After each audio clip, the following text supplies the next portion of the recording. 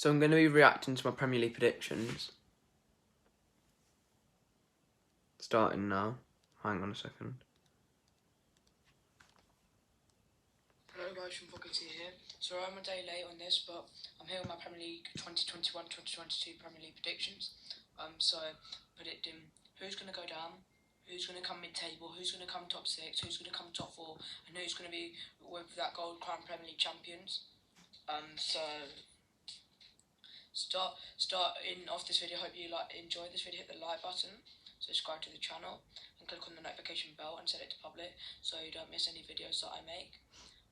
So starting off in 20th place is, they were in the Premier League 2 seasons ago in the 1920 season, where they finished bottom as well, and I'm expecting them to come 20th again, and that is Norwich City.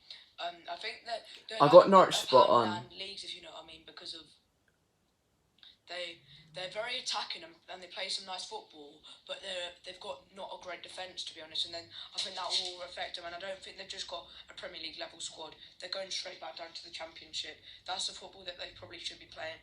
And rock bottom Norwich City. And 19th, I've got Watford. I got Watford spot on as well. Going down, because I don't think there'll be much in it between 16th and 19th, but I think they haven't got a good enough squad to be in the Premier League, to be honest. I think they might get your odd shot like they did in their last time in the Premier League, like beating Liverpool 3-0 or beating a top 6 side, but I don't think they have enough points and get enough wins to keep them up in the division. And sadly, I think for Watford fans, they will be going back down to the Championship. In 18th, I have Sean Dyche's Burnley. I think their time in the Premier League is coming to an end because they've had. I got Burnley right as well, so I got the bottom 3 all spot on. Form at the start, and then they've just managed to get enough home wins. But I think they might get found out a bit next season, and they will see the drop. In 17th place, narrowly, just about getting over the line with not getting relegated is Leeds United. I got Leeds right as well. That's a shock, to be fair, because Mario Bielsa played some really nice passing football and really attractive, because all they want to do is attack. They don't really defend him. I think they might suffer with second season syndrome and come just outside the drop zone. Because I think they're getting enough wins against the odd top 6 side, or enough wins at Ellen Road, and then but they could also push for Europe in a way. This could go 2 ways. They could push for Europe or even get into Europe, or they could get relegated or suffer with second season syndrome and just narrowly get relegated. So 17th place Leagues. 16th place I'm going with Brentford. They are another newly promoted side. I didn't get Brentford correct. Brentford excites me because I'm recording this on the day that they're just about to play Arsenal. It's kick off in a couple of minutes. I think they might surprise people because be the surprise package of the promoted sides. After a long way of not being in the Premier League and playoff hurts, I think they're proving themselves and they won't want to go down and have to go through those playoffs again. So Ivan Toney in the Premier League, they've got a very good manager. I think fans in the ground, if they came up with no fans in the ground, I think they'd go rock bottom and straight down. I think fans in the ground for them will be a big benefit in then staying up. In 15th, I've got Patrick Vieira's Crystal Palace. Yeah, Palace I got completely wrong. Palace did really good this year. Wilfried Zaha still managed to stay. They've got a decent keeper. They've got a decent defence. Fans are back in the stadium, so they have a great atmosphere as well. And so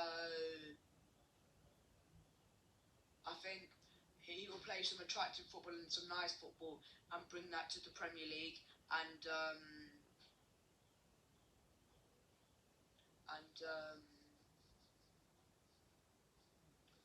I think they get like a big win against like a top 6 side maybe, or like the sides that they like should probably beat, they might lose against, but then they might get a shock like victory against like Chelsea or City, and then that would get them like enough to keep them up in the division. 14th place have got their City rivalries by Brighton Hove Albion. Brighton were a team that really surprised me this year. They've got some passing football under Graham Potter. Basuma, I think's managed to stay. They haven't got. If they sign a striker like someone like maybe like a Gabriel Jesus or like a typical Origi, then I think they would be good, because that's the one thing that they lack in their team, is because they have create a lot of chances, but they don't have a striker that has to enough to like getting them enough goals. I think like if they would have been in the Champions League or Europa League places like at one point last season, if they'd have put their chances away or like down to XG. In 13th place, I've got Wolves. They lost Nuno Espirito Santos. I got Wolves 3 places wrong. About him a bit later in this video, because he's recently become the new manager of Tottenham Hotspur after Jose Mourinho was sacked last April. So Wolves, I think this will be like the year where they struggle and they could even get relegated, but because Raul Jimenez is back from his long setback injury last year. Traore, if they can get him flying to like how he was the season before, then that'll be really good for them. If they can like maybe if they could maybe like play like how they played under Nuno, I think they could get to like where they were, but it's just because of their new manager, I'm not sure like if he's gonna fit in yet. 12th place, I've got Steve Bruce's Newcastle United. Newcastle only got 1 place wrong. Longer back, but it failed to go through. They signed Joe Willock from Arsenal. They still got John Joe Shelby at the club. They've got their Longstaff guys. They've got St. Maximin. I think if he can prove himself this season for like a full season, like with like playing brilliantly and like staying fit, then I think he could be due to like a top 6 club and a better club away from St. James's Park. But yeah. 11th place, I've got another South Coast club, and that is Southampton. They lost Danny Ings to Aston Villa. Southampton, I got wrong. If they can manage to keep on to James Ward-Prowse, that'll be a massive boost for them. Because I think even like without Ings, they'd still manage to stay in the league. With like, if they still manage to have James Ward-Prowse in their team, they've got fans back in the ground, which is another benefit for them, because I think like if they can show. Wait, did I get Southampton wrong? I can't actually. I didn't get them that wrong, but I'm not sure if I got them actually spot on correct.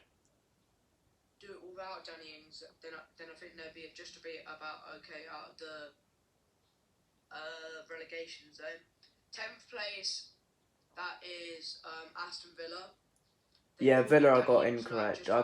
They finished 14th. And sadly, they lost Jack Grealish, but they managed to spend the money that they got from Jack Grealish and signing Ben Douier from Norwich. They've still got Martinez. They've still got quality players like Ollie Watkins, who will be having competition with Ings now, and players like Ross Barkley, Trezeguet. They'll be alright. They have a push for Europe, but they narrowly won't get there. But that would be a successful season for them, to be honest. In 9th place, I had the surprise package of last season. That is West Ham United. They've got Europa League football there. West Ham finished 2 places higher than what I predicted. Thursday, Sunday Premier League and Europa League schedule. They will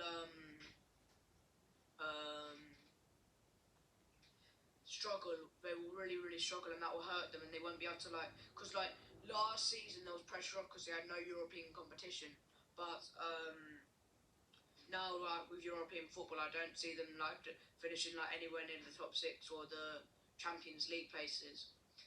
In 8th place, I've got Tottenham Hotspur. I got Tottenham 4 places wrong. As management as by Nuno Espirito Santos. If they've signed Son onto a new contract, if Harry Kane leaves to Manchester City, that will be a big loss for them, because that will really hurt them. And they've got like players like Dele Alli still in the side, who like 16-17 season was like in the England squad, like first starter, and like doing brilliantly. But like now, like the last couple of years, he's lost his place in the England squad. He hasn't been the same player for Tottenham Hotspur. And yeah, I think in 7th place I've got the Gunners, Arsenal.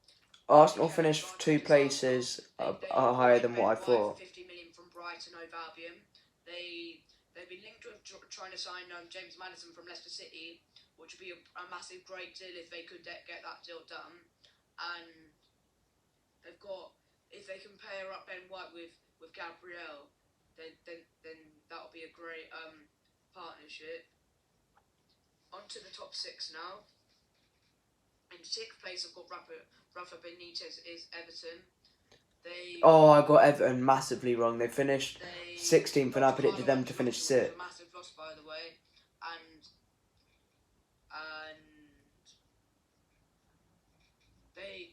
they're going to push for the top 4, but I think they narrowly miss out. They have like a good start, but like they have a bad middle, and then they just manage to pick up enough wins to get into a Europa League spot.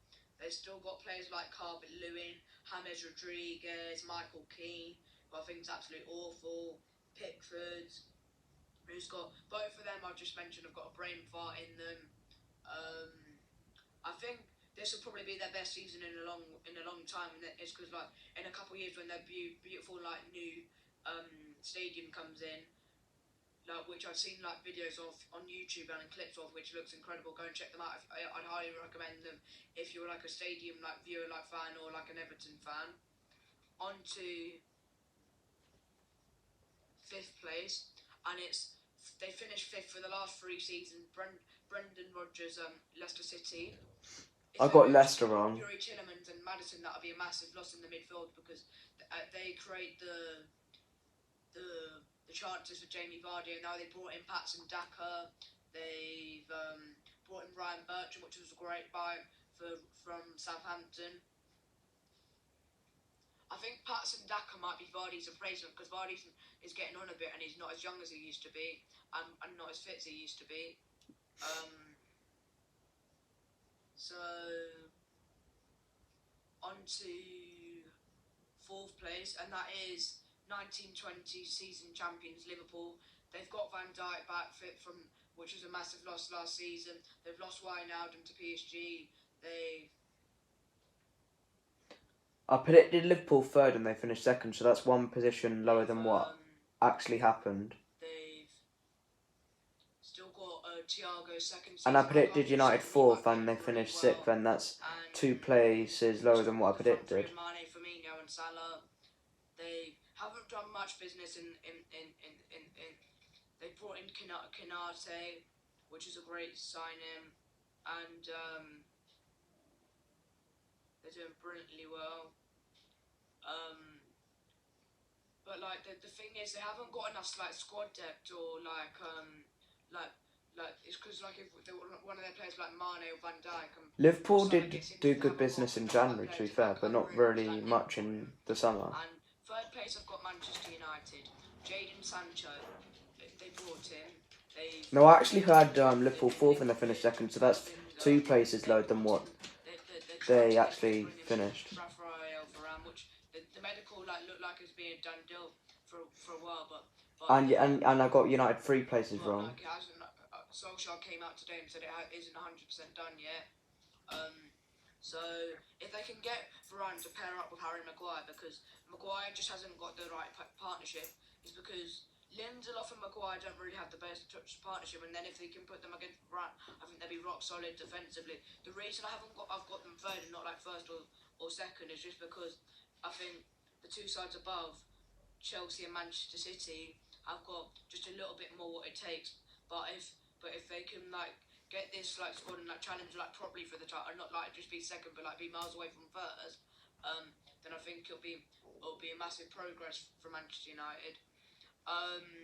In 2nd place, I've got London club Chelsea. They haven't I done got that Chelsea much one transfer position business. wrong. They bought in Romelu Lukaku for 130 million. They've been linked with Koundé. They were looking like they were favourites to get Haaland, but no, that could have gone out the window now that they brought in Romelu Lukaku in. Because that money that they gave to Lukaku might like go out the window, then they might not be able to like get like a Haaland now. But that's good if you're like support City or anyone else, because that if they got Haaland, then they would dominate the years for like the next 10 to 9 years. And first place, winning the Premier League for the 4th season in 5 years, Manchester City. I got City, Liverpool, and Chelsea being in the top 3 correct, but I got United being in the top 3 wrong. For everyone else, even though we haven't done that much business. So that's my Premier League predictions that I did last year. I think I didn't do terrible, but I didn't do great either. I could have done better, but I also could have done worse, in my personal opinion. Leave me your thoughts on that, and thanks for watching. Bye for now.